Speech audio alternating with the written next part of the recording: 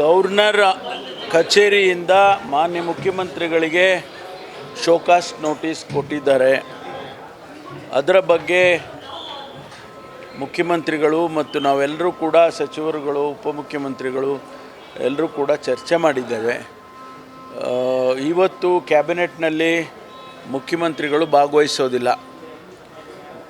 Deputy ಮುಖ್ಯಮಂತ್ರಿಗಳಿಗೆ ಅವರು authorise ಮಾಡಿದ್ದಾರೆ ಕ್ಯಾಬಿನೆಟನ್ನು ಚೇರ್ ಮಾಡಿ ಅಂತೇಳಿ.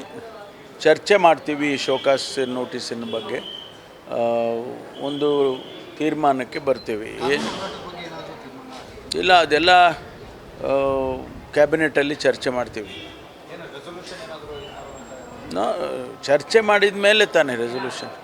ಚರ್ಚೆ ಮಾಡಿ ಏನು ತೀರ್ಮಾನ ಮಾಡಬೇಕು ಅಂಥೇಳಿ ಕ್ಯಾಬಿನೆಟ್ಟು ತೀರ್ಮಾನ ಮಾಡುತ್ತೆ.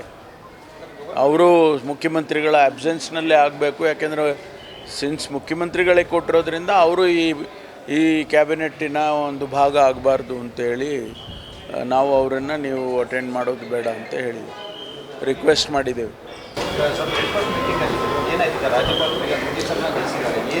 ಅಲ್ಲ, ಅದರ ಕಾಂಟೆಂಟ್ಸನ್ನು ಎಲ್ಲ ಎಕ್ಸಾಮಿನ್ ಮಾಡಿ ಚರ್ಚೆ ಮಾಡಿದ್ದೇವೆ. ಅದನ್ನು ಈಗ ಕ್ಯಾಬಿನೆಟ್ನಲ್ಲಿ ಮತ್ತೊಂದು ಬಾರಿ ಚರ್ಚೆ ಮಾಡಿ ಲೀಗಲ್ ಪೊಸಿಷನ್ ಏನು ಅಂತೇಳಿ ಅಡ್ವೊಕೇಟ್ ಜನರಲ್ಲು, ಲೀಗಲ್ ಅಡ್ವೈಸರ್ಸು ಅವ್ರದ್ದೆಲ್ಲ ಲೀಗಲ್ ಪೊಸಿಷನ್ನು ಏನು ಅಂತೇಳಿ ತೊಗೊಂಡು ಆಮೇಲೆ ಚರ್ಚೆ ಮಾಡ್ತೀವಿ. Thank you.